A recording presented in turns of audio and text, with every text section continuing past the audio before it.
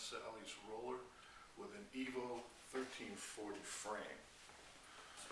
We're going to do some unnecessary repairs.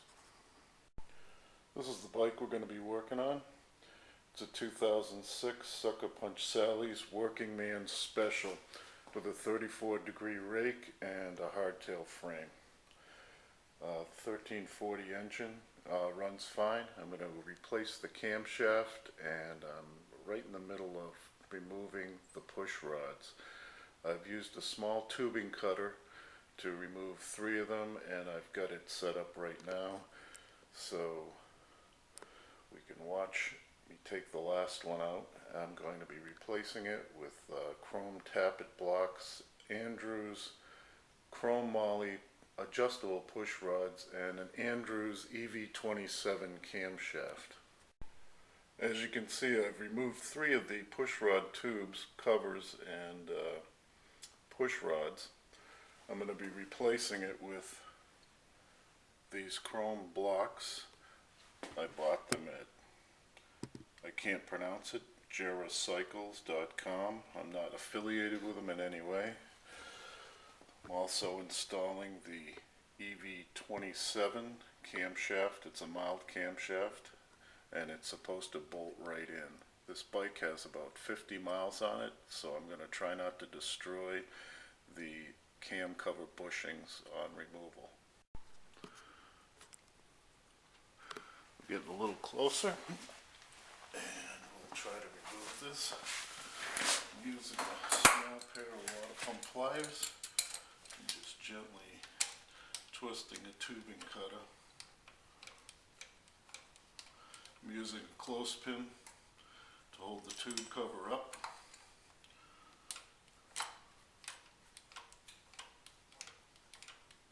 I know you can use bolt cutters to do this, but this seems to be doing a good job.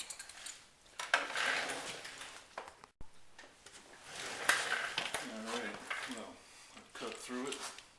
It took about 5 minutes. As you can see, I've got the tappet blocks covered.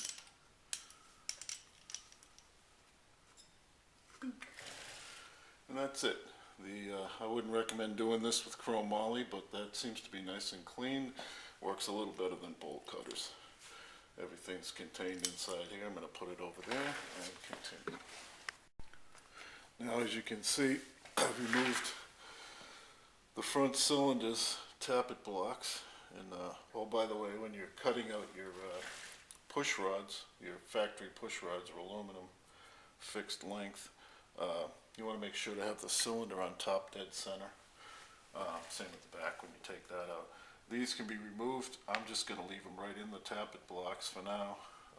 They look like they're in really good condition, and as you can see, the factory casting has a lot of rough edges and pieces of metal are actually coming right out of this. So I'm going to replace it with a chrome set of blocks I get from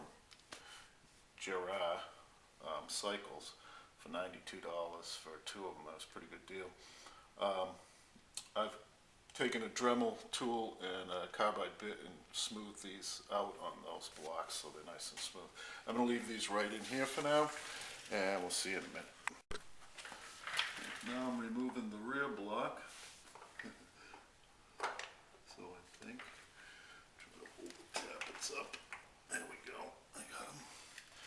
Those also look really good. I don't see any scratching. Nice and tight in there. Everything feels good. It's nice and clean in the engine.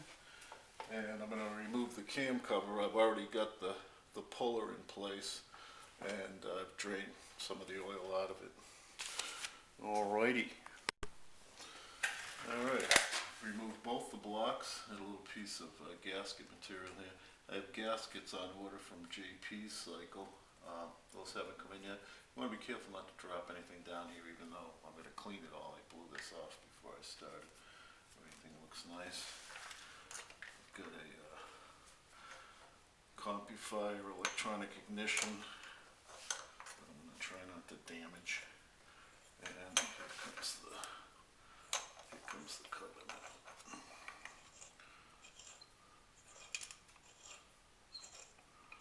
can do this with a mallet, but I don't want to ruin the cam bushing and seal. It's only got, like I said, the bike's only got 50 miles on it.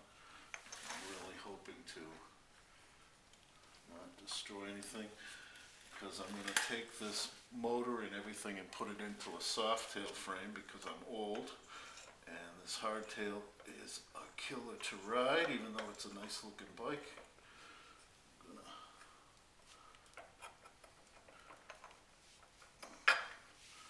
It came off beautiful, absolutely gorgeous. I'm going to clean that, and of course I don't have enough to get to that there for a second. And take my breather gear spacer out.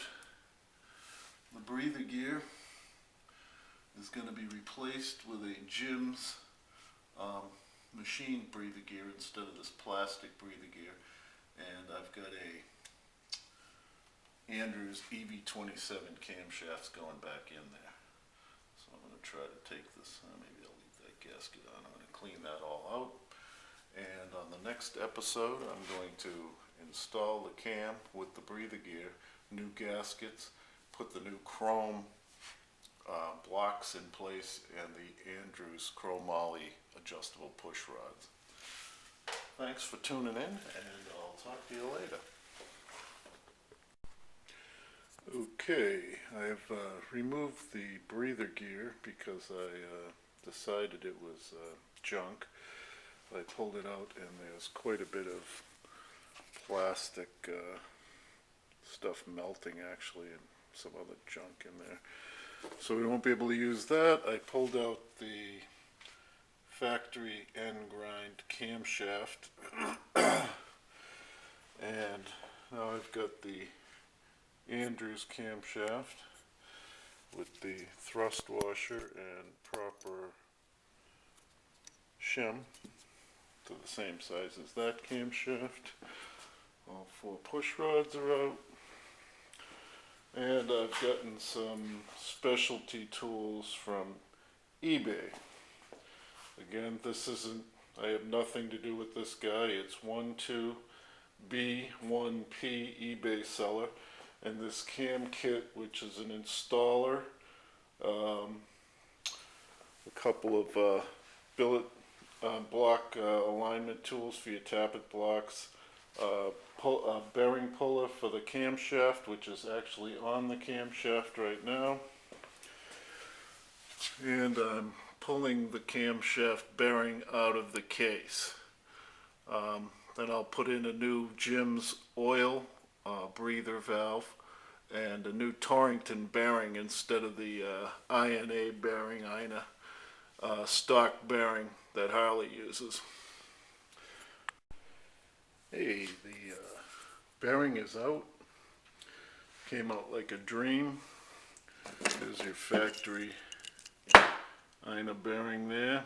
Came out with any damage to the bearing or the crankshaft, but as you can see there's spaces between this bearing. I'm going to replace it with a B138 Torrington bearing, and the little tool worked just dandy. Well worth the $100 I paid for the kit, and there's the bearing all ready to press in. Clean up in there a little bit, get ready for some gaskets. Well, this segment's been fun. This is a great bike from Sucker Punch Sally's. I do feel a little bad that I'm going to be taking this apart and putting it in a Softail, but like I say, I'm getting a little too old to ride this. I'm also going to convert it to a pulley drive with a 1.5-inch belt. And I also got this on eBay. Very good deal. And I'll talk to you in the next segment.